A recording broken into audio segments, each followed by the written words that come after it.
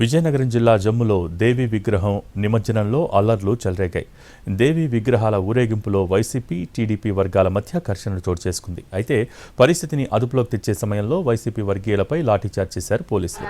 ఈ ఘటనలో 10 మందికి గాయాలు కాగా ఒకరి పరిస్థితి విషమంగా ఉంది.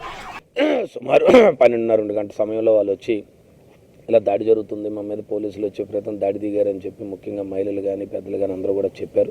నేను కూడా వారికి చెప్పాను, సంయమనం పాటించండి, ఎక్కడ కూడా తొందరపడకండి, ఎలాంటి ఆందోళన చేయకండి, సంయమనం చేయండి అని చెప్తే గ్రామస్తులందరూ కూడా మా మీద గౌరవంతో, పెద్దలందరూ గౌరవంతో, పార్టీ అన్న గౌరవంతో అందరూ కూడా సంయమనం పాటిస్తూ అందులో ఒక వ్యక్తికి విపరీతమైన దెబ్బలు తగిలి ఆ రాత్రి కూడా చాలా ఇబ్బంది అయితే ఇమ్మీడియట్గా హాస్పిటల్కి హాస్పిటల్కి రావడం అన్నీ చేయడం జరిగింది.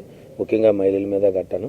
సరే, ఇలాంటి కార్యక్రమాలు జరుగుతూ ఉన్నప్పుడు పోలీసులు కాస్త సంయమనం పాటించి ఉన్న పరిస్థితిని సద్దుమణిగే విధంగా ముందుకు పోవాలి తప్ప ఒక వర్గం మీద దాడి జరిగేది. సార్, ఏం జరిగింది? ఎందుకు కొట్టారు? కొట్టాల్సిన పని ఏముంది? దేనికోసం కొట్టారు? ఏం తప్పు చేశాడా? మానభంగం చేశాడా? లేకపోతే దొంగతనం చేశాడా? లేకపోతే మర్డర్ చేశాడా? దేనికి కొట్టారు? కొట్టాల్సిన అవసరం ఏంటి? లాఠీ చార్జ్ చేయాల్సిన అవసరం ఏంటి? మీరు దిగిన వెంటనే కొట్టాల్సిన పని ఏముంది మీకు అని అడిగితే కాసేపు బాగానే ఉన్నారు, ఒక్క మాట కూడా ఆడలేదు. అసలు ఘర్షణ పడే అవకాశాలు అయితే లేవు. వీళ్ళు వచ్చిన తర్వాతే, ఎవరైతే సీఏ గారు వచ్చిన తర్వాతనే ఇదంతా జరిగింది. సార్, ఏం జరిగింది? ఎందుకు కొట్టారు? కొట్టాల్సిన